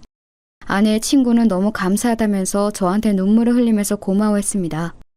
저는 좀 머쓱하기는 했지만 사실 어려울 때 일자리 잡는 게 얼마나 절박한 일인지를 잘 알아서 또 도움이 되었다니 기쁘기도 했었죠. 처음에 그렇게 저한테 적대적이던 그 아내 친구는 사무실로 들어와서는 이제 저한테 언제나 감사의 눈길을 보내는 직원이 되었습니다. 일을 시켜보니 생각보다 아내 친구가 무척 빠릿하고 일을 잘하더군요. 여태까지 시골에서 농사 관련 일만 했다는 게 믿어지지 않을 정도로 숫자 감각도 있고 정리도 잘했습니다. 그래서 좀 두고 보다가 거래처 관리를 맡겼는데 그것도 곧잘 해냈습니다. 한 반년 정도 일을 시켜봤더니 이건 그 친구가 일자리 줬다고 고마울 게 아니라 이렇게 일 잘하는 사람이 우리 사무실에 와줘서 제가 고마울 판이더군요. 그래서 인센티브도 주고 잘한다고 칭찬도 해줬더니 더 열심히 일하면서 그렇게 좋은 관계가 되었습니다. 아내는 그런 이야기를 들으면서 저한테 무척 고마워했죠. 아내는 처가나 고향과 관련해서 여러 가지로 저한테 미안하다고 여러 번 사과를 했습니다. 사실 제가 노력해서 장모님이나 고향 사람들의 태도가 많이 부드러워지기는 했어도 여전히 평균보다는 좀 더 까칠했어요. 장모님은 제가 내려갈 때마다 그리 좋지 않은 얼굴로 나와서 저를 맞이하셨죠. 걸핏하면 왜 내려왔냐? 난 그냥 죽게 내버려둬라. 어린 마누라 두고 다른 년한테 눈길 돌아가면 가만 안 둔다. 돈 많다고 유세 떨지 마라 등등 상상하기 힘들 만큼 다양한 악담을 저한테 퍼부으시기도 했습니다. 사실 아내의 말을 들어보면 장모님의 음식 솜씨가 상당히 좋다고 했고 상 내주실 때 먹어보면 간단한 찬도 무척 맛이 좋은 것을 보면 사실인 것 같았습니다. 하지만 장모님은 제가 내려갔을 때는 그리 거하게 상을 차려주시지는 않았어요. 언제나 냉장고에 들어있던 반찬통만 꺼내서 늘어놓고 밥만 퍼서 담아서 내주시고는 했죠. 물론 그것마저도 무척 맛있어서 저는 불평분만 없이 깨끗하게 비워놓고는 했습니다만 논밭만 있는 가운데라고는 해도 처가집도 당연히 벽돌주택이었습니다. 지은 지 오래되어서 무척 낡아서 여기저기 수리가 필요하기도 했죠. 장모님은 집에 남자가 없어서 집 고칠 곳에 하나도 손을 못 댔다면서 제가 내려가면 언제나 집 수리할 곳에 저를 데려가 세워놓고는 했습니다. 하지만 제가 전문가도 아닌데 어떻게 지붕이나 비새는 곳, 벽 곰팡이 핀 곳을 다시 고쳐놓겠습니까? 한두 번은 가까운 번화가에서 집 수리하는 사람을 불러다가 수리를 맡겼는데 오래된 집들이 항상 그렇듯 계절만 바뀌어도 또 고칠 곳이 생겨나고는 했죠. 저는 고민하다가 결국 큰 마음 먹고서 장모님께 작은 집을 한 채 새로 사드리기로 했습니다. 다행히도 그 마을에 전원주택이 매물로 나온 곳이 있었고 외진 곳이라서 그리 비싸지도 않았어요. 서울 집값을 생각한다면 정말 놀라울 정도로 저렴하기도 했죠. 그런데 아무리 저렴한 집이라고는 해도, 그리고 제 명의로 매매해서 사시라고 드린 거기는 해도 장모님은 그 정도로도 별로 기뻐하시지를 않더군요. 무뚝뚝하게 저한테 밥이나 먹고 가라 하면서 찌개를 새로 끓여주신 게 다였습니다. 그때 장모님이 새로 끓여주신 찌개를 처음 먹어봤네요. 물론 대단히 맛있었습니다만 제가 기대했던 반응과는 차이가 좀 있어서 섭섭하기는 했었죠. 아내는 제가 그 집을 매매해서 장모님께 사시라고 드리자 너무너무 기뻐했습니다. 장모님과는 달리 아내는 감정 표현이 풍부한 사람이었거든요. 그래서 저는 장모님 대신 뛸 듯이 기뻐하는 아내의 모습을 보면서 만족했습니다. 사실 제가 행복하게 해주고 싶은 사람은 어린 제 아내이지 장모님이나 아내의 고향 사람들이 아니니까요. 그래도 그때까지는 아내가 저한테 무척 잘해주고 행복한 나날이 이어졌습니다. 그런데 얼마 안 가서 좀 이상한 일들이 일어나기 시작했죠. 저는 공장을 돌리는 사업을 하고 있어서 공장이 위치해 있는 외곽 지역으로 자주 출장을 나갔습니다. 보통은 바로 집으로 돌아오고는 하지만 거래처에서 사안이 급한 주문이 들어올 때는 직접 직원들을 데리고 밤샘 작업을 감독할 때도 있었죠. 공장장으로는 가끔 말을 안 듣는 사람들도 있어서요. 저희가 원자재를 수급해서 오는 거래처 관리도 당연히 해야 했습니다. 그런데 원자재 공급해주는 거래처 중에 좀 사정이 딱한 분이 한 분 있었거든요. 그분은 법인도 아니고 개인 사업자였는데 원래는 개인 사업자하고 불안정해서 가능하면 거래 안 하려고 하는데 그분이 약간 집안 사정도 힘드시고 아내도 사별했다고 해서 제가 안타까운 마음에 좋은 가격으로 거래를 하고 있었습니다. 거래처 그분은 절 만나면 언제나 무척 고마워하면서 허리를 숙였고 힘든 사정에도 열심히 일하시는 그분이 안타까워져서 저는 언제나 밥과 술을 사면서 같이 이야기꽃을 피우고는 했거든요. 그분하고는 그래서 거의 친구처럼 지내고 있었습니다. 나이도 거의 비슷했고요. 그 거래처하고는 같이 술을 마시면 항상 시간이 늦어져서 공장에서 자고 가는 일도 부지기수였어요. 그런데 그렇게 제가 공장에서 자고 집에 들어가던 어느 날이었습니다. 원래는 제가 그 다음 날도 공장에서 일하고서 오후 늦게쯤 들어가는 게 보통이었습니다만 그날은 어쩐지 너무 피곤하고 목도 아파서 곧장 집으로 향했어요. 그러니까 오전 중에 집에 들어가게 된 거였죠. 아내가 저를 보고 놀라겠지 하면서 아파트 입구 쪽으로 차를 몰 때였습니다. 그때 아내가 핸드폰으로 통화를 하면서 제 쪽으로 걸어오더라고요. 차 창문은 열려있고 당연히 아내가 저를 알아볼 줄 알았는데 통화에 집중한 나머지 제 차를 알아보지 못한 채로 가까이 다가왔습니다. 저는 아내를 놀래켜주려고 팔을 잡으려 준비하고 있었는데 아내의 통화 소리를 듣고 잠시 귀를 의심했죠. 자기야, 괜찮다니까 왜 그래요? 별로 그런 거 아니야. 아유, 사랑하지 그럼. 아내 입에서 나오는 자기야 사랑한다는 말에 저는 잠깐 굳었습니다. 뭘 그런 걸 걱정해. 아우, 남편 걱정하지 마요.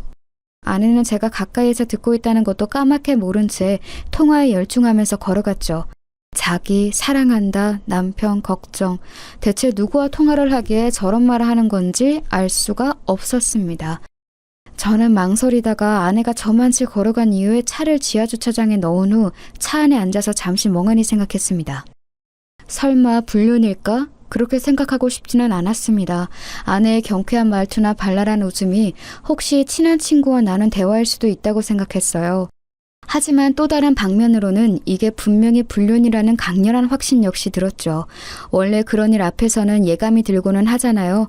그런 확신에 가까운 예감이 찾아오더군요. 저는 그래서 그날 오후 시간에 맞춰서 집으로 들어갔습니다. 평상시와 마찬가지였죠. 일부러 제가 아내가 나가는 것을 봤다는 것도 말하지 않았고 평소 공장에서 외근했다가 들어가는 것처럼 꾸몄습니다. 아내는 아무것도 모른 채로 저한테 수고했다고 하면서 얼른 음식을 만들어 식사를 차려주었죠. 아내가 방긋방긋 웃으면서 제 앞에서 종알거리며 이야기를 하는데도 집중이 되질 않을 정도였어요. 그 사이 외출을 하고 돌아온 게 틀림없는 아내는 밖에 나갈 때와는 완전히 다른 편한 옷을 입고 있었습니다. 나갈 때 제가 봤던 옷은 몸에 상당히 달라붙는 원피스였죠. 화장도 곱게 한 상태였는데 다녀와서 씻은 것인지 지금은 얼굴에도 화장기가 전혀 없는 민낯이었습니다. 저는 억지로 웃으면서 평상시에 저를 연기했습니다. 그리고 그 후로 쭉 의심이 가는 일은 없는지 아내의 동태를 살폈죠. 솔직히 한번 의심이 가니 걸리는 게 한두 가지가 아니더군요. 아내는 제가 오후에 전화하며 받지 않는 일이 잦았습니다. 평상시 저한테는 오후 그 시간에 낮잠을 많이 잔다고 전화해봤자 못 받는다고 하더군요. 제가 아내의 그 통화 내용을 듣기 전에는 당연히 믿었었죠. 실제로도 아내는 아침에도 일찍 일어나는 것을 힘들어할 정도로 잠도 많고 몸도 약한 사람이었으니까요. 저와 주말에 있을 때에도 오후 시간에는 잠을 자는 경우가 많았고 그럴 때 깨우면 몹시 힘들어했어요. 당연히 평일 오후에도 잠을 자거나 샤워하는 거라고 여겼었죠. 하지만 그 통화를 듣고 난 이후에는 분명히 이 여자가 다른 짓을 하고 있다고 의심이 가기 시작하는 겁니다. 그것만이 아니었습니다. 아내는 간혹 상당히 가격이 나가는 옷이나 보석, 가방을 사달라고 조르는 경우가 있었습니다. 그런 옷이나 반지, 팔찌 같은 것을 사주고 나면 제 앞에서 한 번 입어 보이면서 재롱을 떨고는 했죠. 어린 아내가 그렇게 제 앞에서 웃어주는 것이 그저 기뻐서 저는 바보처럼 입만 해 벌리고 있고는 했고요. 그런데 아내는 한 번 사주고 나면 그 이후로는 옷을 저와 나갈 때 입는 경우가 별로 없었습니다. 저하고 외출할 때는 그냥 소박한 옷차림으로 솔직히 말하면 그다지 신경 쓰지 않는 듯한 외모로 나갈 때도 많았죠. 제가 오늘 그 예쁜 옷은 왜 안 입었냐고 은근슬쩍 말하면 아내는 별걸 다 신경 쓴다는 듯한 말투로 오늘은 자기가 피곤해서 신경 쓰고 싶지 않다고도 말하고는 했습니다. 그런데 그 옷이나 보석류를 저 없을 때 혼자 외출할 때는 잘도 걸치고 나가는 것 같더군요. 아내는 교회를 다녔는데 동네에서 교회 아주머니를 뵈면 그 아주머니가 그렇게 칭찬을 했어요. 아내가 너무 미인이고 너무 멋쟁이라면서요. 그래서 제가 슬쩍 물어보면 제가 사줬던 그 비싼 옷이나 가방, 보석류를 전부 혼자 나갈 때 착용하고 나갔다는 겁니다. 동네에서 외출하는 아내를 볼 때마다 그렇게 예쁘게 차려입고 나간다고요. 교회 아주머니는 그러면서 항상 감탄했죠. 아니 근데 참 자기네 와이프는 바빠. 항상 어딘가 외출하면서 나가더라고. 화장도 너무너무 곱게 하고. 아유 아직 나이가 어려서 그런지 너무 예뻐. 아주머니는 정말 순수하게 칭찬의 뜻으로 하신 말씀이었지만 제 귀에는 다르게 들릴 수밖에 없었죠. 저하고 나갈 때는 화장 하나 하는 것도 귀찮다고 했던 사람이 혼자 외출할 때는 갑자기 온갖 옷이며 치장을 다 하고서 나간다는 건 어딘가 이상한 일 아니겠습니까? 그러면서 저도 점차 집에 들어가기 싫어져서 공장에서 머무는 시간이 길어졌습니다. 공장 뒤에 딸린 방에서 자는 일이 잦아졌는데 아내는 처음에는 그런 제게 불평하는 척이라도 하더니 점차 그런 일도 없어지더군요. 도리어 먼저 오늘 자고 와? 미리 말해줘. 저녁 준비할지 안 할지 정하게 라고 하면서 물어보기까지 했습니다. 사실 아내의 식사 준비에 대해서도 할 말이 많은데요. 아내는 결혼 후 얼마간은 정말 열과 성을 다해서 식사를 준비해주고는 했습니다. 하지만 시간이 지나면서 점점 더 부실해지기 시작해서 나중에는 햇반에 스팸 구운 것, 김치와 김 정도만 올라오는 경우도 많았죠. 하지만 저는 어쨌든 아내도 자기 생활이 있을 거라고 여겨서 문제 삼지 않았습니다. 아내도 일하기 싫을 때가 있을 거고 가정주부이니만큼 자기가 알아서 스케줄 조절을 하고 싶을 테니까요. 얼마 지나면 다시 잘해주겠지 하고 기대하면서 그냥 아무 말도 하지 않고 나와서 밥을 사 먹고는 했습니다. 그런데 이제는 아예 제가 집에 안 들어가는 것을 좋아하는 눈치더군요. 저도 한껏 경계하면서 의심하던 시기였기 때문에 이제 아내의 분위기를 전부 알고 있었습니다. 솔직히 공장 방에서 자면서도 고민이 너무 많이 되더군요. 대체 이 상황을 어떻게 타개해야 할지 아내의 불륜이 확실한 것 같은데 그 정황을 어디서부터 어떻게 캐리해야 할지 알 수가 없었습니다. 대뜸 아내한테 대놓고 너 남자 만나지? 라고 묻는다고 해서 술술 털어놓을 리가 없지 않겠습니까? 평범한 생활을 하던 사람이 갑자기 미행이나 신문기술이 생길 리도 없고요. 정말 한참이나 고민하면서 거의 한 달 이상 공장에서 생활하다시피 하던 중 공장 사무실 직원이 저한테 좀 걱정을 하더군요. 바로 아내의 그 고향 친구였습니다. 사장님, 진짜 걱정돼서 엿듣는 건데 괜찮으신 거죠? 그 친구 역시 공장 방에서 자주 자고 가고는 했습니다. 공장에서는 식사 시간에 아주머니가 식사를 해주셨는데 저녁밥을 거기에서 먹고 야근하고서 잠까지 자고 가는 일이 잦았던 거였죠. 그러다 보니 제가 매일 밤 어두운 얼굴로 한숨을 쉬면서 혼자 술을 마시고 자는 일도 다 알았습니다. 처음에는 이 친구가 아내의 고향 친구인 것을 알기 때문에 별일 아니라고 계속해서 얼버무렸습니다. 하지만 점차 이 친구가 정말 진심으로 저를 걱정한다는 사실을 느낄 수 있게 되어서 저도 모르게 어느 날 저녁에 같이 술을 마시고서는 이야기를 해버렸죠. 아내가 아무래도 바람을 피우는 것 같다, 좀 이상하다, 이제 예전으로는 돌아가지 못할 것 같다는 이야기를 전부 다요. 그리고 누구인지도 전혀 모르겠고 대체 어떻게 상황을 풀어가야 할지도 모르겠다고까지 다 이야기를 했습니다. 그러자 그 친구는 뭔가 골똘히 생각에 잠기는 것 같았습니다. 사장님, 이게 제가 너무 주제넘게 참견하는 거라고 여기실지도 모르겠는데요. 죄송하지만 제가 목격한 게 있어서 말씀드려야 할 것 같습니다. 직원은 조금 망설였지만 저는 뭔가 도움이 될 것 같으면 뭐라도 이야기해달라고 부탁했습니다. 그 직원 역시도 술에 좀 취해 있어서 제가 말하자 고개를 끄덕이고서는 술술 이야기를 털어놓았죠. 다른 게 아니라 저희 그 개인 사업자 사장님 있으시지 않습니까? 저희 자재 공급해 주시는 분요. 그 사람, 그 친구 재미있고 좋은 사람이지. 네, 사장님하고도 친하시지 않습니까? 그런데 얼마 전에 제가 그분 차에서 사모님이 앉아있는 걸 봐서요. 뭐? 저는 너무 놀라서 눈을 크게 떴습니다. 그 직원은 아내의 고향 친구이기도 하기 때문에 아내를 잘못 볼 리가 없었죠. 직원은 뭔가 잘못 말했나 싶은 얼굴이었지만 어쨌든 꺼낸 이야기 때문인지 끝까지 전부 이야기를 했습니다.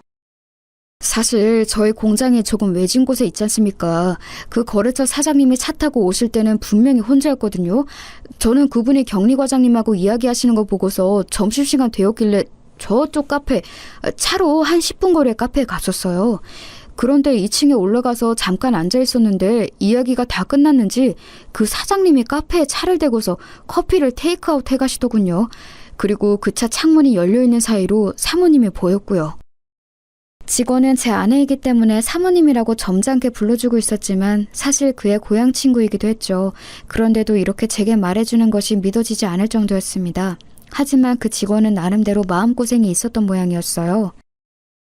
사실은 그동안 사모님이 뭔가 그 거래처 사장님하고 만나는 것 같은 느낌이 들었는데 사장님께 말씀을 드려도 되는 건가 고민이 되어서요. 혹시라도 제 착각이면 정말 큰일이니까요. 그랬군. 아니야, 하지만 맞는 것 같아, 분명히. 직원은 그 외에도 거래처 사장이 누군가와 사귀는 듯한 모습을 보여왔고 차에 걸린 장식품도 아내가 좋아하는 캐릭터라서 뭔가 이상하다고 여겼다고 했습니다. 중년 남성이 보통 알록달록한 캐릭터를 차에 걸어두지는 않죠. 그런데 카페에서 아내를 목격한 이후 그것이 생겨나서 직원은 의심을 하지 않을 수가 없다고 하더군요. 정말 아찔했습니다. 한쪽은 제가 정말 사랑하는 어린 아내였고 한쪽은 꽤나 거래한 지 오래되는 나름대로 신이 있다고 생각했던 거래 상대방이었어요. 서로 협력하면서 살아온 세월이 생각보다 상당히 오래되었죠. 그런데 그런 두 사람이 제 눈을 피해서 사귀고 있었다니 상간남 상간녀였다니 말입니다. 제 친구를 배신하는 일일지도 모르지만 그래도 저는 불륜은 진짜 아니라는 생각이 들어서요. 바로 말씀 못 드려서 죄송합니다. 아니야. 말해줘서 정말 고마워. 말하기 힘들었겠지. 술의 힘을 빌려서라도 제게 사실을 말해준 그 직원이 정말 고마웠습니다. 저는 그에게 고맙다는 인사를 한 후 제 방으로 와서 자리에 누운 채 곰곰이 어떻게 해야 하나를 고민하기 시작했죠. 일단 그래도 아내니까 서로 이야기를 나눠봐야겠다는 생각이 들었습니다. 그래도 아직 제 마음속에는 아내를 사랑하는 마음이 남아있었고 어쩌면 그 거래처 사장이 억지로 아내를 꼬드겨내어 불륜을 저지른 것일 수도 있다고 생각이 들었습니다. 어쨌든 아내는 너무 어린 사람이었으니까요. 경험도 없고 성숙하지도 못한 여자니까 제가 어느 정도는 감안해야 한다는 생각이 들었습니다.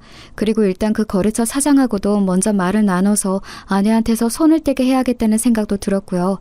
그래서 그 다음날 저는 사무실로 나가서 한참 고민했습니다. 언제쯤 전화를 걸어서 무슨 말로 먼저 운을 떼어야 할까? 이제 예전처럼 친근하게 그 사장을 대할 수는 없을 테니까요. 그런데 점심 먹기 직전 시간쯤 사무실에 앉아있던 그 직원이 저한테 조심스럽게 다가왔습니다. 저 사장님, 오늘 자재 수급 때문에 거래처 사장님께 전화를 했는데 오늘은 미팅 오시기 힘드시다고 합니다. 시골 내려가셔야 한다고 해서.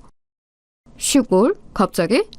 네, 결혼할 사람이 생겼는데 그 사람이 자기 고향에 같이 가자고 했다면서 다녀와서 미팅에 오시겠다고. 직원은 조심스레 그 사장이 내려간 곳이 자신의 고향과 같은 지역이라고 전했습니다.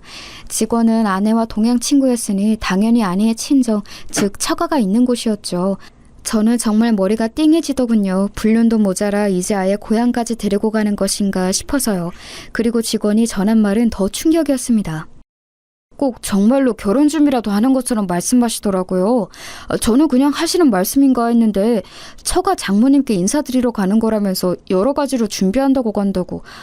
이건 아직 비밀이라면서 주변에는 말하지 말라고도 하셨는데요. 다녀와서 사장님께 인사도 따로 드리겠다면서 아주 즐거워하셨습니다. 맙소사 소리가 저절로 나왔습니다. 저는 눈앞이 아찔해져서 한참이나 머리를 숙이고 이마를 짚고 있었어요. 직원은 걱정스러운 눈초리를 하고 있었지만 저는 손을 저어서 괜찮다고 가보라고 했습니다. 속이 뒤집히는 것 같았어요. 제가 제일 사랑하던 아내와 그래도 믿고 신뢰하던 거래처 사장이 불륜관계라니. 저는 그냥 있을 수가 없어서 자리에서 일어섰습니다. 주변에게 말하지 말라면서 저희 사무실 직원한테는 말하는 저 입 가벼운 꼬라지는 또 대체 뭔지 알 수가 없었어요. 그래도 저희 사무실 직원들이나 저하고 무척 가깝게 지내던 사람이라서 더욱이나 상처가 컸습니다. 저는 충격을 받은 상태로 곧장 차를 타고 처가로 향했습니다. 아직 출발하려고 타고 있던 때에 직원이 걱정스러운 얼굴로 달려나오더군요. 사장님, 지금 좀 비틀거리시는데 운전하고 먼 길 가시면 좀 위험할 수 있습니다. 그렇다고 안 갈 수는 없지 않겠나? 제가 운전할까요? 저도 일단 말씀 전해드리는 이상 완전히 다른 사람 일은 아니라서. 사실 직원은 여러 가지로 걱정하는 눈치였습니다. 일단 그 친구는 저를 은인으로 여기고서 워낙 열심히 일을 하던 사람이기도 했고 아내의 오랜 고향 친구이기도 했으니 양쪽 다 걱정이 되었겠죠. 사실 저보다는 아내를 걱정했을지도 모릅니다. 어쩌다가 말을 전하는 꼴이 되기는 했지만요. 그래서 저는 그러자고 했습니다. 제가 생각하기에도 도무지 제대로 운전을 하면서 사고를 안 내고 처가까지 도달할 자신이 없었거든요. 한참이나 차를 타고 내려가는 동안 직원도 저도 아무런 말을 하지 않았습니다. 저는 머릿속으로 한참이나 소용돌이를 가라앉히려고 애쓰다가 어느 정도 시간이 지나니 차분해졌습니다. 이제 분류는 너무 확실해져 버린 상황이었으니 남은 건 어떻게 두 상간남 상간녀를 처리하느냐, 그리고 이혼을 해서 어떻게 그 여자를 내다 버리느냐만 남은 거였죠. 세상에 나이 40에 뒤늦게 결혼한 것이 이런 결과를 가져올 줄 누가 알았겠습니까? 그 거래처 사장도 이른 나이에 아내와 사별했다고 하고 어린 자식 키우느라 고생한다는 사정도 있어서 제가 더 잘해줬던 것도 있었습니다. 하지만 이런 식으로 결국 뒤통수를 맞아버린 거였죠. 한참이나 달려서 내려간 끝에 처가가 있는 곳에 당도했습니다. 처가 마당에 낯설면서도 익숙한 차가 서 있는 것을 보고 정수리에서 피가 빠지는 것 같더군요. 같이 있던 직원이 말을 더듬었어요. 저거 거래처 사장님 차네요. 알고는 있지만 그래도 눈으로 확인하는 건 또 완전히 다른 일입니다. 장모님이 사시는 집이기는 해도 일단 제 명의로 매매한 곳이기 때문에 저한테도 열쇠가 있기는 했죠. 비밀번호를 눌러서 들어가는 잠금장치인데 대면 열리는 종류의 전자열쇠 말입니다. 그래서 저는 그 열쇠를 대고서 곧장 아무런 사전 경고도 없이 집 안으로 들어갔습니다. 아니나 다를까 현관에도 남자의 신발이 놓여 있었습니다. 안쪽에서는 고소하고 향긋한 냄새와 더불어서 하하호호 웃으며 이야기를 나누는 목소리가 들려왔습니다. 저는 현관 중문 바깥에 서서 멍하니 그 소리를 듣고 있었죠. 아니, 나는 이렇게 근사한 삽입감을 우리 딸이 데리고 올 줄은 몰랐어. 어쩜 이렇게 사람이 체격이 좋고 중후할까? 그럼 엄마, 내가 기다리랬잖아요, 그러니까. 칭찬 감사합니다. 제가 왔을 때와는 사뭇 다르게 아주 화기애애한 분위기였습니다. 대체 제 어디가 그렇게 마음에 안 들었던 것일까요? 제가 왔을 때는 거의 장모님이 저를 쏘아 죽일 것 같은 눈으로 노려봤는데 말입니다. 심지어 저들이 앉아서 놀고 있는 것은 제 명의에 제 돈으로 산 집안이었죠. 우리 딸이 법적으로 절차만 다 밟아서 끝나고 나면 전 남편 떨궈내고 우리 사위랑 행복하게 잘 살 거야. 지난번 그놈 진짜 지긋지긋했다. 나도 그래 엄마. 적당히 이집하고 재산만 잘 갈라서 받아내고 갈라서야지. 모녀는 그런 식으로 입방정을 떨면서 저를 씹어대더군요. 속 좁고 천스러운 남자, 왜소한 데다 남자로서의 매력이라고는 없는 남자. 저는 중문 너머로 안에 있는 이들을 지켜보았습니다. 멀쩡한 식탁도 놔두고서 거실 탁자에 둘러앉은 세 명이 아주 분위기가 좋더군요. 장모님은 거래처 사장이 자기 접시에 음식을 다 먹은 것 같자 얼른 일어나서 가운데 있는 냄비에서 듬뿍 또 한 그릇을 퍼내서 건넸습니다. 배부르다면서 손사래를 치던 거래처 사장은 또 낼름 받아서 그걸 먹더군요. 내가 씨암탉 잡은 걸세. 이게 얼마나 귀한 손님한테만 대접하는 건지 알긴 하나? 우리 딸한테 잘해줘야 해. 우리 딸이 자네가 얼마나 매력적인지 나한테 어찌나 수다를 떨었는지 아주 내가 귀에 딱지가 다 앉았어. 장모는 유쾌하게 말하면서 거래처 사장의 등을 두드렸습니다. 사장도 아주 기쁘다는 듯이 웃으면서 허허 대답했고요. 아내는 아주 거래처 사장한테 혼이라도 빼줄 듯한 기세로 턱을 괴고 앉아서 사장을 지켜보고 있었습니다. 여태까지 저는 장모님한테 제대로 된 밥 한 그릇을 얻어먹은 적이 없었죠. 다 식어 빠진 밥에 냉장고에서 꺼내 먹다만 반찬들, 아내조차도 신혼 초에만 저한테 식사를 제대로 챙겨주었고 최근으로 오면서부터는 아예 식사를 챙기지도 않았습니다. 그런 나날들이 겹쳐 떠오르면서 속이 울컥거리더군요. 곁에 직원이 걱정되는지 움찔거렸지만 그와 상관없이 저는 중문을 벌컥 열고 들어갔습니다. 서로 아주 화기애애하게 수다를 떨며 식사를 하던 세 사람이 갑자기 열린 문 때문에 깜짝 놀라서 저를 쳐다봤죠. 아내가 너무 놀랐는지 입을 떡 벌리고서 저를 불렀습니다. 여보? 당신 어떻게 여기에? 아니, 자네 왜 여기에 있나? 여기 어떻게... 아니, 이게 그... 아내와 장모 모두 당황해서 무어라 설명도 하지 못한 채로 말을 더듬어댔습니다. 거래처 사장은 처음에 아예 무슨 일인지 파악조차 못하는 것 같더군요. 사장님? 사장님이 여기 왜 오신 건지... 아니, 여기 무슨 거래하실 거 있으셨나요? 거래처 사장은 정말로 아무것도 모르는 얼굴로 순진하게 저한테 물어봤습니다. 저는 가만히 그를 노려봤지요. 솔직히 그 거래처 사장은 불륜남, 아내를 꿰어낸 나쁜 상간남이라고 생각하고 있었는데 지금 보니까 아예 제가 아내의 남편이라는 걸 모르는 것 같았습니다.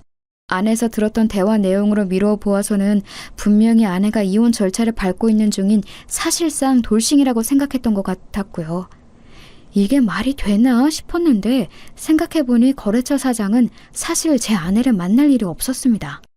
저는 아내가 공장에 와서 쓸데없이 기름때 냄새 맡게 하지 않도록 철저하게 공장에 오지 않도록 했고 거래처 사장은 그저 제가 처가 있다는 사실만 알고 있었고요. 평상시 따로 만나서 식사나 술을 같이 하기는 했지만 딱 거기까지인 관계였으니 제 아내가 누구인지 알 턱이 없었습니다. 거래처 사장은 잔뜩 긴장한 아내와 장모를 보면서 잠시 어리둥절한 표정이 되더군요. 사장은 잠시 아내와 저를 번갈아 보더니 여전히 사태 파악이 안 되는 모양이었어요. 그 사이 아내는 저한테 달려와서 얼른 제 손을 잡았습니다. 여보, 어떻게 지금 왔어요? 제가 지금 저분이 저 남자분한테 빚진 게 있어서 잠시 대접하는 중이었어요. 그래. 내가 그래서 좀 나한테 도움을 준 분이라서 내가 대접하고 있는 중이었네. 사위한테도 안 주는 씨암탉 잡았어요. 그쵸? 잔뜩 음식 차려놓고 대접하고 계시네요. 거래처 사장도 일어나서 저한테 다가왔는데 의아한 표정이었습니다. 당연하겠죠. 사장님도 제가 사람 잘못 봤네요. 현재 결혼 상태인 제 아내하고 따로 만나고 계시다니. 심지어 처가에 와서 씨암탉 대접까지 받고 계시다니 놀라운데요? 예? 네? 이게 무슨...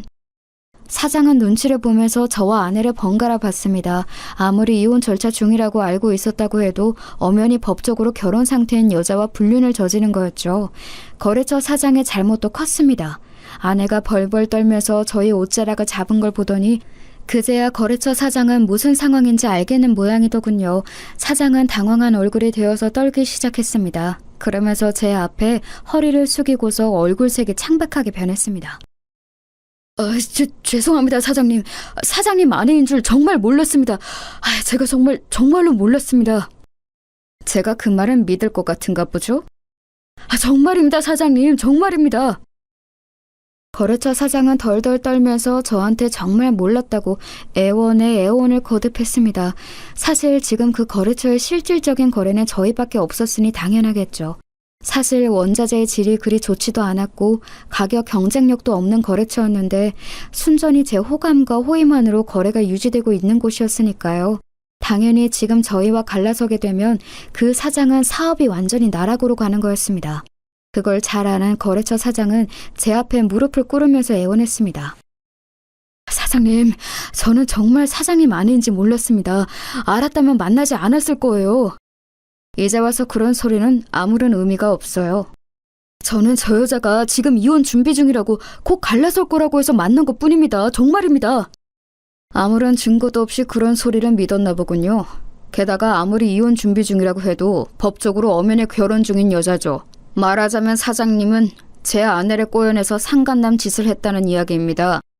이제 그쯤 되니 저는 더 이상 화도 나지 않더군요. 아무리 제가 남편인지 몰랐다고 해도, 그리고 이혼 절차를 밟고 있는 중이라고 알았다고 해도 분명하게 상간남인 건 확실했습니다. 이혼 절차 중이라고 알았다는 건 다른 말로 하면 혼인관계 중이라는 사실을 알았다는 것도 되었죠. 엄연히 법적으로 남편이 있는 여자와 사귀면서 장모랍시고 그 모친 집까지 와서 밥을 먹고 앉아 있었다니, 제가 생각했던 그 사람과는 완전히 다른 됨됨이었던 겁니다. 기어코 거래처 사장이 벌벌 떨면서 울기 시작했습니다. 냄새가 났던 걸 보면 오줌도 좀 지렸는지 모르겠어요. 아무런 베이스도 없이 그저 저희 회사와의 거래를 통해서 한 달 벌어 한 달 먹고 사는 사람이었으니 당연했을 겁니다. 아예 살아갈 길이 막막한 거였으니까요. 거래처 사장이 그런 꼴을 보고서는 아내와 장모도 급하게 저한테 매달렸습니다. 여보, 진짜 생각하는 그런 거 아니에요. 저는 정말로, 그러니까 그런 관계가 아니었다고요. 그냥 빚을 져서 보답을 하려고. 지금까지도 그런 말이 먹힐 거라고 생각하는 건가? 진짜 답이 없네. 어처구니가 없더군요. 장모도 뭔가 횡설수설하면서 저한테 매달리려고 했지만 저는 그 이유를 알았습니다. 바로 지금 사는 이 집마저도 제가 사줘서 살게 해준 것이었기에 쫓겨나서 당장 길에 나앉게 될까봐 두려운 거였겠죠. 아내와 장모가 벌벌 떨면서 저한테 매달리는 것을 뿌리치고서 저는 곧장 차를 타고 올라와 버렸습니다. 함께 갔던 직원은 말없이 차를 운전해 주었고요. 섣불리 저를 위로하려 하지 않아서 그것도 고맙더군요. 결국은 이혼할 수밖에 없었습니다. 아내가 제 바지가랑이를 붙들면서 더럽게 안놔주려고 굴기에 지금 협의 이혼에 동의하지 않으면 결국 불륜으로 소송전을 불사하게 될 거라고 이야기를 해주었죠. 유책이 그쪽이기 때문에 민사소송으로 손해배상도 진행할 거라고요. 아내는 제가 어떻게든 그렇게 할 거라는 사실을 눈치채고서 결국 협의 이혼에 동의할 수밖에 없었습니다. 그러면서 장모님이 살고 있는 집만은 어떻게 안 되겠냐고 예언했지만 제가 그걸 봐줄 이유도 없었죠. 당장 나가라고 하고서 집이 비워지자마자 다른 사람한테 팔아버렸어요. 순순히 나가면 제가 나중에 사정을 봐줘서 다시 들어오라고 해줄 거라고 생각했던지 제가 팔아버린 걸 알자마자 저한테 전화해서 난리를 치더군요. 물론 제가 그 꼴을 그냥 두고 볼 이유도 없었습니다. 다시 한번 이런 전화를 하면 경찰에 신고할 거라고 알려준 뒤에 전화를 차단해버렸죠. 당연히 거래처 사장도 거래를 끊어버렸고요. 그 사장에게 손해배상을 걸어버릴까 했지만 귀찮아서 안 했습니다. 어차피 긁어낼 수 있는 위자료도 얼마 없을 만큼 가난한 인간이었던지라 아마 저희와의 거래가 끊겨서 그대로 나앉았을 거예요. 대신 아내의 고향 친구였던 직원은 승진해서 직급을 높여주었습니다. 그 친구만큼은 이번 사태에서 제 편에 서주었던 사람이었으니까요. 나름의 고마움의 표현이었습니다. 이렇게 갈라서고 나서 저는 여태까지 혼자 지내고 있습니다. 더 이상은 어떤 여자도 믿지 못할 정도로 상처받았기 때문에 연애는 해도 결혼은 더 이상 하고 싶은 마음이 들지 않네요. 여러분도 배우자를 너무 믿지 마시기 바랍니다.